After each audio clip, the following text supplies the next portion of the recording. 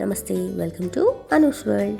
ఈరోజు మన వీడియోలో ఈ చలికాలంలో జలుబులు దగ్గులు ఎక్కువగా ఉంటాయి కదా, అలా బాధపడుతున్న వారి కోసం ఇంట్లోనే కషాయం ఎలా తయారు చేసుకోవచ్చో ఈజీగా ఈ వీడియోలో చూపించబోతున్నాను. వీడియోను ఫుల్గా చూసేయండి. ఈ కషాయం తయారు చేసుకోవడానికి ముందుగా స్టవ్ ఆన్ చేసుకొని స్టవ్ పైన గిన్నె పెట్టేసుకొని చిన్న గ్లాస్ తీసుకొని గ్లాస్తో 2 గ్లాసులు నీళ్లు పోసుకోవాలి. ఆ తర్వాత ఒక చిన్న సైజు అల్లం ముక్క తీసుకోవాలి. చూపిస్తున్నాను కదా, సేమ్ ఇలానే చేయండి. ఘాటు ఎక్కువగా ఘాటు తక్కువగా లేకుండా ఉంటుంది. కొలతలతో చెప్తున్నాను. అల్లం ముక్కను తీసుకొని దాన్ని బాగా దంచేసి ఆ వాటర్లో వేసేయండి. ఆ తర్వాత మిరియాలు ఒక 10 నుంచి 12 మిరియాల వరకు తీసుకోవాలి. ఇంకా బాగా ఘాటుగా కావాలనుకున్న వాళ్ళైతే 15 వరకు తీసుకోవచ్చు.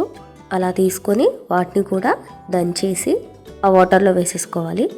ఆ తర్వాత స్టవ్ని మీడియం ఫ్లేమ్లో పెట్టేసి 4-5 తులసాకులు తీసుకొని మంచిగా కడిగేసుకొని ఆ తర్వాత వాటిని వాటర్లో వేసేయండి. ఇంకా ఇలా బాగా మరుగుతున్న టైంలో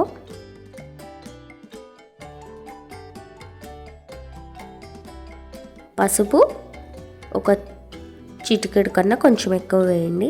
కొంచెం ఎక్కువ వేసినా ఏం పర్వాలేదు, ఎందుకంటే పసుపుకి యాంటీ ఇన్ఫ్లమేటరీ ప్రాపర్టీస్ ఉంటాయి కాబట్టి పసుపు చాలా మేలు చేస్తుంది.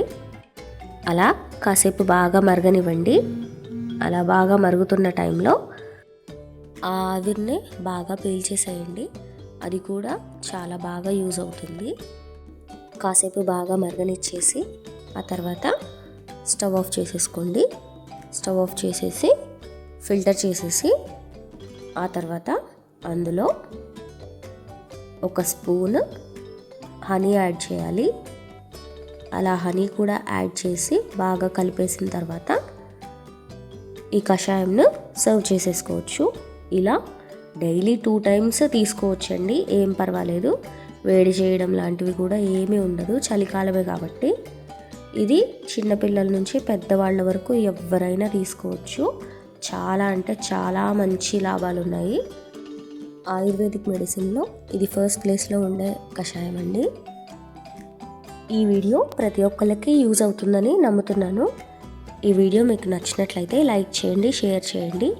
మరిన్ని వీడియోస్ కోసం ఛానల్కు సబ్స్క్రైబ్ చేయండి. ఈ వీడియో మీకు ఉపయోగపడిందా లేదా అనేది కామెంట్ సెక్షన్లో తెలియజేయండి. నోటిఫికేషన్స్ కోసం బెల్ ఐకాన్ను ప్రెస్ చేయండి. Thank you for watching.